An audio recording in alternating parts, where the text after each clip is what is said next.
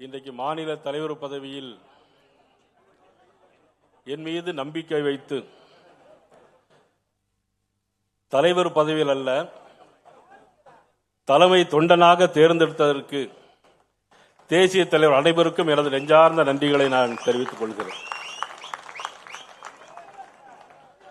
கொள்ளையர்களிடமிருந்து சுதந்திரத்தை பெற்று வெள்ளையர்களிடமிடம் சுதந்திரத்தை பெற்று இத்தாலி கொள்ளையர்களிடம் வசமான இந்தியாவை மீட்டெடுத்த மாபெரும் தலைவர் நரேந்திர மோடி அவர்களுக்கு என்னுடைய வணக்கம். இந்த மேடையில் நாம் அனைவரும் நின்று கொண்டிருக்கிறோம் என்று சொன்னால்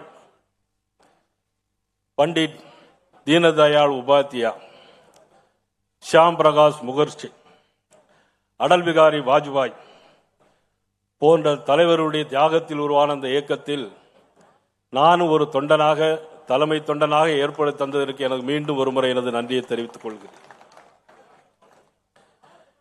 இந்த மேடை இவ்வளவு தூரம் உருவாவதற்கு காரணம், இவ்வளவு பெரிய தொண்டர்கள் இங்கு உருவாவதற்கு காரணம், இந்த கட்சியை வழிநடத்திய மாநில தலைவர்களாக வழிநடத்திய நமது அன்புக்குரிய அண்ணன் பொன்னார் அவர்கள் தாமரை சங்க மாநாட்டை நடத்தி கட்சியை ஒருபடி வளர்த்துக் கொண்டு வந்தார்கள். நமது அண்ணன் ஹெச்ராஜா அவர்கள் வழியிலே கட்சியை ஒருபடி மேல் நடத்தி வைத்துக் கொண்டு வந்தார்கள். முன்னாள் மேதகு ஆளுநர் அவர்கள் தாமரை மலர்ந்தே தீரும் அப்படின்னு சொன்னா அது பேரே சொல்ல வேண்டாம், தாமரை மலர்ந்தே தீரும் சொன்ன தமிழிசை சவுந்தரராஜன் அவர்கள் இந்த கட்சியை ஒருபடி மேலே வளர்த்துக் கொண்டு வந்தார்கள். இப்பொழுது மேதகு ஆளுநராக இருக்கக்கூடிய மகாராஷ்டிரா மாநிலத்தினுடைய மேதகு ஆளுநர் அண்ணன் சிபிஆர் அவர்கள் ரத யாத்திரை நடத்தி கட்சியை ஒருபடி மேலே வளர்த்துக் கொண்டு வந்தார். ஒவ்வொரு கோபுரங்களுக்கு ஒவ்வொரு அடுக்கு போல அதை வளர்த்துக் கொண்டு வந்தார்கள். இவை எல்லாவற்றிற்கும் மேலாக இன்றைக்கு மத்திய இணையமைச்சராக இருக்கக்கூடிய நமது மாண்புமிகு எல் முருகன் அவர்கள் வேல் யாத்திரையின் மூலமாக நடந்தே போய் திருத்தணியில் ஆரம்பித்து திருச்செந்தூரில் முடித்து வேல் யாத்திரை மூலமாக ஒரு அடுக்கு மேலே கொண்டு வந்தார்கள். அன்புக்குரிய சகோதரி வானதி சீனிவாசன் அவர்கள் இந்த கட்சியிலே மகளிருடைய தேசிய தலைவியாக இருந்து இந்த கட்சியை வழிநடத்தி சென்றார்கள். இவை அத்தனைக்கும் மேலாக கட்டி முடிக்கப்பட்ட கோபுரங்கள் இன்றைக்கு ஆளுநராக இருக்கக்கூடிய இல கணேசன் அவர்கள் ஒருபடி மேலே கொண்டு வந்து ஒரு கோபுரத்தின் உச்சத்தில் வைத்திருந்தார். இவை எல்லாவற்றிற்கும் மேலாக என் மண் என் மக்கள் யாத்திரையினுடைய மூலமாக தமிழகத்தினுடைய பட்டி தொட்டியெல்லாம் நடந்தே பயணம் செய்து இந்த கோபுரத்தை கட்டி முடித்தது மட்டுமல்ல, இப்பொழுது அது எல்லா கோபுரத்திற்கு மேலே கலசங்களையும் வைத்திருக்கிறார்கள் நமது அண்ணாமலை அவர்கள். இப்பொழுது நமக்கு கொடுக்கப்பட்டிருக்க வேலை அந்த கோபுரத்துக்கு கலசம் மேல வைத்திருக்கிறார்கள். கும்பாபிஷம் மட்டும்தான் நம்ம செய்யணும். அந்த கும்பாபிஷத்தை நம்ம எப்ப செய்ய போறோம்னா 2026 மே மாசம் நடக்கிற சட்டமன்ற தேர்தலில் அந்த கும்பாபிஷத்தை நாம் நடத்த போறோம். அந்த கும்பாபிஷம் நடைபெற போகிறதா இல்லது திருச்செந்தூரில் ஆரம்பிச்ச சூர சம்காரம் நடைபெற போகிறதா, யார் யாரெல்லாம் நாடாளு கொண்டிருக்கின்றவர்கள் காடாள போகிறார்களா என்பதையெல்லாம் இறைவன் தான் முடிவு செய்ய வேண்டும். காலங்கள் செய்யாததை கிரகங்கள் செய்யும்னு சொல்லுவாங்க, காலங்கள் செய்யாததை கிரகங்கள் செய்யும்னு சொல்லுவாங்க. அந்த கிரகங்கள் இப்பொழுது வந்து கொண்டிருக்கிறது.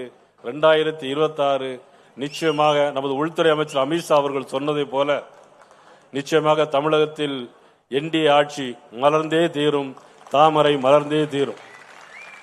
இந்த மேடையில் அமர்ந்திருக்கிற நமது டால்பின் ஸ்ரீதர் அவர்கள், அண்ணன் VP துரைசாமி அவர்கள், நமது மதிப்புக்குரிய நாராயணன் திருப்பதி அவர்கள், அண்ணன் நரேந்திரன் அவர்கள் மற்றும் நமது மாநிலத்துடைய பொறுப்பாளர் அரவிந்த் மேனன்ஜி, அவர் மலையாளத்தில் பிறந்தாலும் இந்தியில தான் பேசினார். மலையாளத்தில் பேசியிருந்தாலும் இன்னும் மக்களுக்கு நன்னாயிட்டு மனசிலா இருக்கும். நீங்கள் எங்கனையான நீங்கள் இனிமேல் வரும்போது மலையாளத்தில் தன்னே சம்சாரிக்கணும். கேட்டா அங்கே போல நம்முடைய தேர்தல் அதிகாரி நமது மாண்புமிகு கிஷன் ரெட்டி அவர்கள் ரொம்ப ராசியான ஆள். ராசியான ஆள்னா புரிஞ்சுதான் மனசு ராசி. எப்படின்னா அண்ணன் நமது அமைச்சர் முருகன் அவர்கள் மாநில தலைவராக இருக்கும்போது என்ன சொன்னாங்கன்னா தேர்தலில் இன்சார்ஜ். அப்ப இன்சார்ஜ் வரும்போது அண்ணன் மாண்புமிகு அமைச்சர் கிஷன் ரெட்டிகள் இன்சார்ஜ் வந்தார். அப்ப சொல்லும்போது சொன்னாங்க அப்போ வந்து 20 சீட்டு வாங்கணும். 20 சீட்டு வாங்கினா கூட 4 சீட் நம்ம ஜெயிச்சோம். அன்னைக்கு 4 சீட்டு ஜெயிக்கிறோம். இனிமேல் வரக்கூடிய தேர்தல் 40 சீட்டுக்கு மேல ஜெயிப்போம். இனி வரக்கூடிய தேர்தலில் 40 சீட்டுக்கு மேலே நிச்சயமா நமதுக்கு ஜெயிக்கிறதுக்கான வாய்ப்புகள் இருக்கிறது. நமது பொதுச் செயலாளர் கருப்பு முருகானந்தம், கோவை முருகானந்தம், கரு நாகராஜன், நமது அன்புக்குரிய தம்பி வினோஜ், அவர் மிகப்பெரிய நமது குமரி மண்ணிலிருந்து ஒரு மகாத்மா காந்தி நமது அண்ணன் சட்டமன்ற உறுப்பினர், இன்னும் நல்லா கைத்தட்டலாம் அவருக்கு. நம்முடைய அண்ணன் மகாத்மா காந்தி அவர், நமது மற்றும் உள்ள பொறுப்பாளர்கள், முன்னாள் சட்டமன்ற உறுப்பினர் விஜயதரணி அவர்கள், முன்னாள் சட்டமன்ற உறுப்பினர்கள், அனைத்து பொறுப்பாளர்கள், மூர்த்தி சிறியது என்றாலும் கீர்த்தி பெரியது நமது அமைப்பு பொதுச் செயலாளர் ஐயா கேசவநாயன் ஐயா அவர்கள் மற்றும் அனைவருக்கும் இந்த நிகழ்ச்சியில் ஒவ்வொருவரையும் பெயரை சொல்ல வேண்டும், யாரும் பொறுத்தருள வேண்டும். டெல்லியிலிருந்து வந்திருக்கிற நமது அன்புக்குரிய IAS அதிகாரி பிஜேபி ஆசீர்வாதம் அவர்கள் வந்திருக்கிறார்கள்.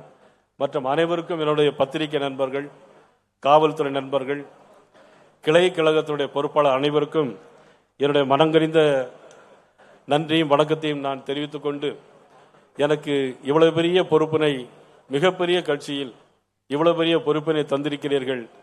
உண்மையிலே நான் பொறுப்பாக நான் எடுத்துக்கொண்டு செயல்பட வேண்டும் நினைத்தாலும் கூட எனக்கு ஒரு பயமும் அச்சமும் இருக்கிறது. ஏன்னு சொன்னால் அண்ணாமலை அவர்கள் மிக சிறப்பான முறையில் பத்திரிகையாளர்கள் பேட்டி கொடுக்காலும் சரி, எதாக இருந்தாலும் சரி, அவர்களுடைய பாணி என்பது ஒரு தனி பாணி. என்னுடைய விஷயம் என்பது வேறு விஷயம். நான் அவர் புயலா இருந்தால் நம்ம தெண்டலா தான் இருக்க முடியும். நமது அண்ணன் பொன்னார் அவர்கள் சொன்னதை போல, அவர் புயல் என்று சொன்னால் நான் பொதியமலை தெண்டல். அதுக்காக வேண்டி என்ன வேற யாரும் தெண்டல் கூட வேண்டாம். அண்ணன் பொன்னார் அவர்களை பொறுத்த மட்டிலும், அண்ணன் சக்கரவர்த்தி அவர்களை பொறுத்த மட்டிலும் நான் சொல்ல வேண்டிய விஷயம் என்றால், நான் அதிமுகவில் அமைச்சராக இருந்த நேரத்தில் தினசரி வீட்டுக்கு வருவாங்க பொன்னார் அவர்கள். அவர்களுடைய தாய் மாமா, என்னுடைய அப்பா எல்லாம் ரொம்ப க்ளோஸ் ஃப்ரெண்ட்ஸ் எல்லாருமே. அந்த வகையில் அவர்கள் வீட்டுக்கு வந்து நீ எப்படியாவது பிஜேபிக்கு வரணும், எப்படியாவது பிஜேபிக்கு வரணும் கூட்டுக்கிட்டே இருந்தாங்க. ஆனால் அதுபோல சக்கரவர்த்தி அண்ணன் அனுப்பி கூட்டு வந்து டெல்லியில் போய் உள்துறை அமைச்சர் அமித்ஷா அவருடைய முன்னிலையில் 8 ஆண்டுகளுக்கு முன்னாலே சேர்ந்தேன். சேர்ந்த பிறகு அதிமுகவில் நான் மிகப்பெரிய பொறுப்பில் இருந்தாலும் கூட இங்க வந்த பிறகு எனக்கு மிக ஒன்றும் பொறுப்பு தரவில்லையே என்ற கோபம் ஐயா கேசவநாயகம் பேர்ல கூட எனக்கு கொஞ்சம் கோபங்கள்லாம் வருத்தங்கள்லாம் உண்டு. இப்பெல்லாம் கிடையாது, யாரும் அதுக்காக வேண்டி எதுவும் பண்ணிடாதீங்க, பேசிடாதீங்க. ஆனாலும் கூட எனக்கு வந்து கொஞ்சம் ஸ்பீடா தான் இருப்பேன். ஆனாலும் சங்கத்தில் வந்து 7 நாள் பயிற்சி போயிருந்தேன். அதுக்கு பிறகு ஒரு முதல் கேம்ப் 15 நாள் கேம்ப் போயிருந்தேன். அதுக்கு பிறகு என்னுடைய நிலைமைகளை எல்லாமே ஒரு மாற்றங்களும் வந்துட்டு. அதனால்தான் இன்னைக்கும் 1925ஆம் ஆண்டு உருவாக்கின நமது சங்கம் டாக்டர் ஹெட்கேவார் அவர்களை நினைத்து பார்த்து அவர்களுக்கும் என்னுடைய வணக்கத்தையும் நன்றியும் நான் தெரிவித்துக் கொள்ள கடமைப்பட்டுகிறேன். அந்த கேசவன் உண்மையிலே நமக்கெல்லாம் மிகப்பெரிய 100 ஆண்டு காலம் எந்த ஒரு சங்கமும் ஒரு இயக்கமும் இருந்தது கிடையாது, வளர்ந்தது கிடையாது. ஆக அத்தனை அளவிற்கு ஒரு பண்பட செய்த ஒரு இயக்கம் ஒரு நம்முடைய சங்கம் என்பதையும் தெரிவித்துக் கொண்டு, நான் சேலத்துக்கு போனால் இப்ப நாள் மாம்பழம் வாங்கி தருவார் அண்ணன் KP ராமலிங்கம் அவர்கள். ஆனால் இப்போ மாம்பழ சீசன், மாம்பழம் கொண்டு வந்திருக்காரா இல்லையான்னு எனக்கு தெரியல. ஆனால் சங்கத்துக்கு போனதுனால எனக்கு ஒரு விருப்பம் ஒரு என்னன்னா, ஒரு பாடல் மட்டும் ஒரு வரி.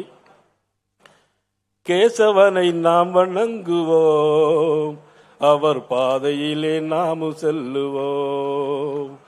கேசவனை நாம் வணங்குவோம், அவர் பாதையிலே நாமும் செல்லுவோம்.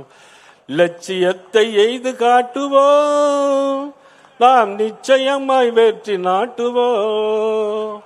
லட்சியத்தை எய்து காட்டுவோம், நாம் நிச்சயமாய் வெற்றி நாட்டுவோம். சிறுவயதில் சிங்கம் என சீறி பாய்ந்தவர், சிறுவயதில் சிங்கமென சீறி பாய்ந்தவர், சிறுமதியோன் வெள்ளையனை கலங்க வைத்தவர், சிறுமதியோன் வெள்ளையனை கலங்க வைத்தவர்.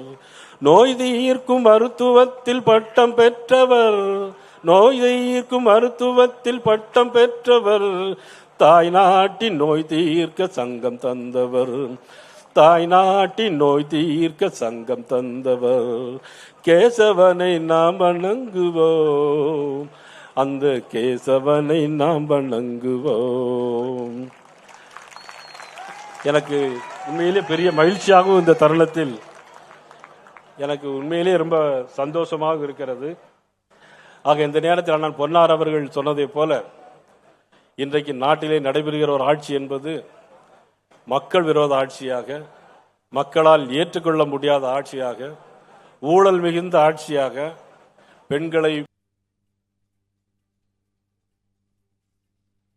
மதிக்காத ஆட்சியாக, பாலியல் வன்கொடுமையை நடத்துகின்ற ஆட்சியாக, மது போதைகளுக்கு அடிமையாகின்ற மக்களை அடிமையாக்கின்ற ஆட்சியாக இந்த ஆட்சி நடைபெற்று கொண்டிருக்கிறது. இந்த ஆட்சியை நாம் வெகு விரைவில் விரட்டி அடிக்க வேண்டும். அனைவரும் ஒன்றுபட்டு பாடுபட வேண்டும். அதற்கு நீங்கள் செய்ய வேண்டிய ஒரே வழி, நான் திருச்சி மாநாட்டிலே பேசியது போல, அனைவரும் ஒவ்வொருவரும் அவருடைய பூத்திலே போய் கவனம் செலுத்த வேண்டும்.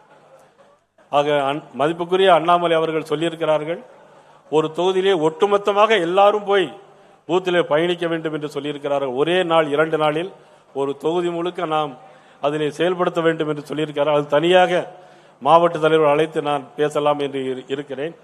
அதே நேரத்தில் மதிப்புக்குரிய அண்ணாமலை அவர்களுக்கு ஒரு வேண்டுகோள், பணிவான வேண்டுகோள், பத்திரிகையாளர் குறித்து வைத்துக் கொள்ளுங்கள். அண்ணாமலை அவர்கள் காலிலே செருப்பு இல்லாமல் இருக்கிறார். இனிமேல் அவர்கள் காலிலே செருப்பு போட வேண்டும். அண்ணாமலை ஏன் செருப்பு அணிய வேண்டும் சொன்னா, இந்த ஆட்சி மாற்றம் ஏற்பட்டால்தான் செருப்பு அணிவேன் என்று சொன்னார். ஆட்சி மாற்றம் அடிகோல் நாட்டியது நேற்று உள்துறை அமித்ஷா அவர்கள் அடிக்கோல் நாட்டியிருக்கிறார். தேசிய ஜனநாயக கூட்டணிக்கு அடிக்கல் நாட்டியிருக்கிறார். நாள் நிச்சயிக்கப்பட்டு விட்டது, நாள் குறிக்கப்பட்டு விட்டது, நேரம் குறிக்கப்பட்டு விட்டது, காலங்களும் கிரகங்களும் மாறிக்கொண்டிருக்கிறது. 2026 மே நிச்சயமாக ஆட்சி மாற்றம் உறுதி. மதிப்புக்குரிய அண்ணாமலை அவர்கள் இன்றே நீங்கள் செருப்பு அணிந்து கொள்ளலாம் என்பதை இந்த நேரத்திலே தெரிவித்துக் கொண்டு, உங்கள் அனைவருக்கும், என்னை வாழ்த்து பேசிய அனைவருக்கும், உங்களுடைய வயதிலே சிறியவனாக இருந்தாலும், இந்த நான் பாரதிய ஜனதா கட்சியில் சேர்ந்து கிட்டத்தட்ட 8 ஆண்டுகள் முடிந்து 9 ஆண்டுகள் ஆகிவிட்ட சூழ்நிலையில் நான் பல பேருடன் பேசியிருக்கிறேன். எல்லோருடன் நல்ல முறையில் தான் பழகி நடந்து வந்து கொண்டிருக்கிறேன். எனக்கு தெரியாமலும் அறியாமலும் ஏதேனும் வார்த்தைகள் பிழைகள் இருந்தாலும் அதையெல்லாம் பொறுத்துமாறு கேட்டுக்கொண்டு, என்னை பொறுத்தவரை எல்லோரும் ஒன்று, நான் ஒரு குடும்பம், இது குடும்ப ஆட்சி அல்ல. இன்றைக்கு அண்ணாமலை அவர்கள் என்னுடன் தந்திருக்கிறார்கள். எனக்கு தெரியும் அடுத்த 3 ஆண்டுகளில் நான் இன்னொருவருக்கு அதை கொடுக்க வேண்டும். அதற்கிடையில் இந்த ஆட்சி மாற்றத்தை ஏற்படுத்த வேண்டும். இறைவனுடைய திட்டம் அதுவாக இருந்தால் என்னுடைய தலைமையில் நடந்த இந்த 3 ஆண்டுகளில் நிச்சயமாக ஒரு ஆட்சி மாற்றத்தை உருவாக்கி கொடுத்த பெருமை எனக்கல்ல, இதை உருவாக்கி தந்த என்னுடைய தலைமைக்கு என்பதை இந்த சொல்லி உங்கள் அனைவருக்கும் நன்றி கூறி, தொடர்ந்து உங்களுக்காக உங்களில் ஒருவராக என்றும் நான் இருப்பேன் என்பதை நேரத்தில் சொல்லிக்கொண்டு, இந்த நிலைக்கு என்னை உயர்த்திய திருநெல்வேலி வாக்காளர் பெருமக்கள், 5 முறை எனக்கு வாக்களித்தவர்கள், என்னை 3 முறை வெற்றி பெற செய்தவர்கள் அனைவருக்கும் எனது நன்றி.